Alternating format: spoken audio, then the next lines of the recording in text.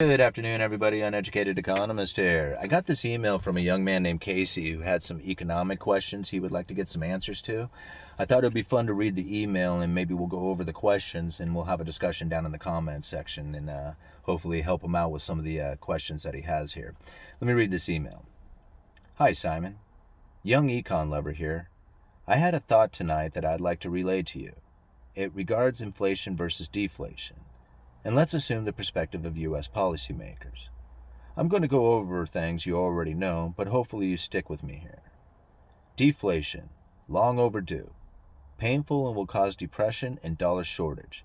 At the end of the day, you still have a currency and dollar demand is high.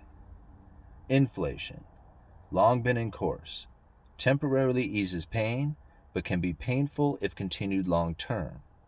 At the end of the day, you have no currency unless you find value in wiping your ass with it. Side note, people always say that increase in interest rates would make debt so unserviceable. It has been unserviceable for years. No way we ever service outstanding debt. So let me clarify a couple of key points before I ask my question. Inflation. You don't have a currency with a value at the end of the day, but you can postpone depression. Deflation. You have a currency at the end of the day, and you have depression. Regardless, there is going to be pain in either scenario. So, my question. From a world reserve status, what is better, inflation or deflation? How much time should be spent in either camp? Is there any escape? And how do other countries' decisions impact our own? So I've been trying to figure out which path is more probable for the policymaker's perspective. However, I assume policymakers have already contemplated both outcomes here. Here's my opinion. Despite not knowing the answer to my question above, if policymakers want to have a currency at the end of the day, one that has been trusted for years as the world reserve currency, they will surrender to deflation.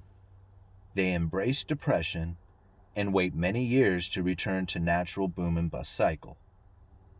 Debt isn't even become more of an issue paying off, since everybody knows it's ultimately unserviceable at the end of the day.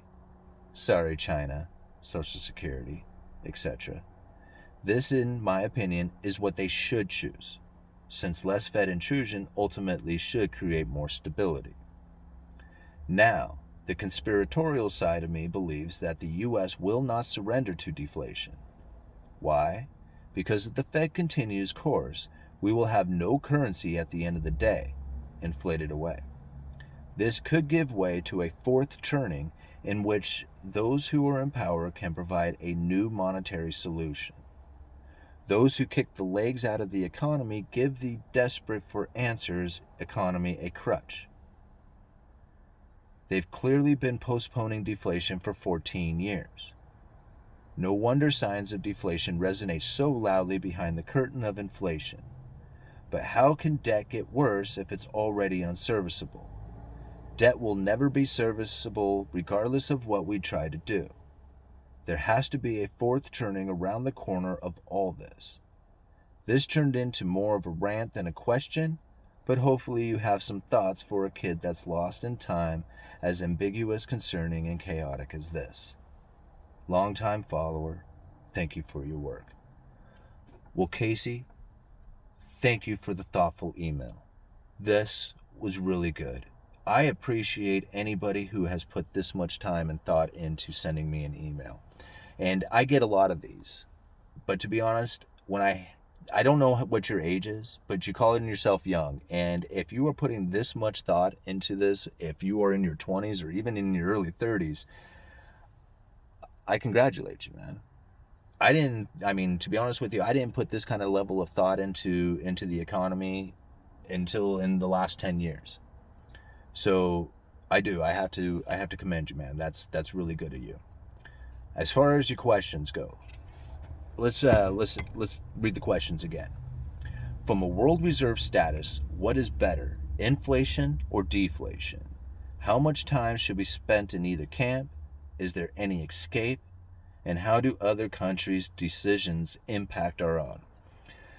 So, from the world reserve status, what is better, inflation or deflation? I think if you're looking at it from the Federal Reserve's point of view, as far as a world reserve currency status, I don't think they would like either one of them. I think they would like to maintain that even plane. It'll never exist. Like, you will never be able to maintain that even plane. There will always be gyrations in the market, so therefore you always have to, constantly adjust what it is that the interest rates, or whether or not you're in a strong currency or weak currency, that will always have to be taking place, because there is never a consistency. It's like, it's like being out on the Columbia River. Tides change. You have to operate the boat differently. So there will always be changing conditions, and therefore one won't be better than the other. It's just more of the situation that you're in. Now, as a world reserve currency, weakening or strengthening currency can definitely have an impact.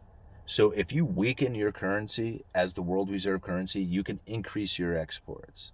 If you strengthen your currency, you can increase your imports. So you can make your imports cheaper by strengthening your currency. The world's production comes to you in an easier form. Or you can weaken your currency and the world buys your stuff. So depending on what camp you want to be in on that, I guess it's a matter of opinion.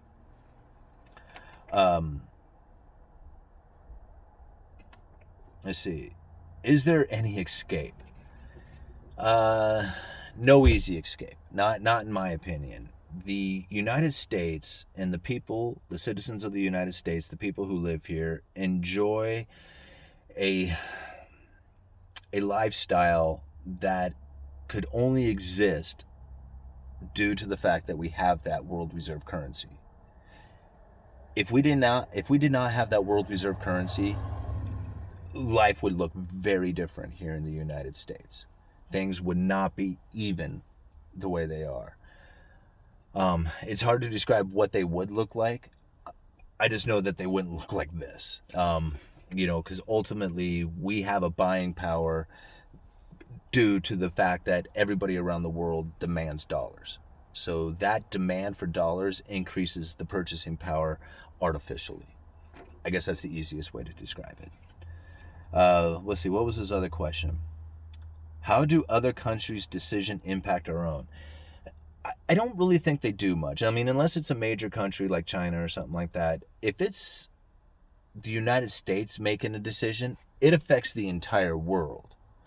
But one nation makes a decision as far as their monetary policy goes, it don't really affect the United States as much as the decisions that the United States affects the rest of the world.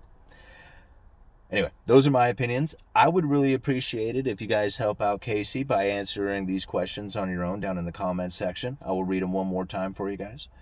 So the questions again: from the world reserve currency status, what is better, inflation or deflation? How much time should be spent in either camp? Is there any escape? And how do other countries' decisions impact our own? Thank you very much. Uneducated Economist, you guys let me know. Or you guys let Casey know.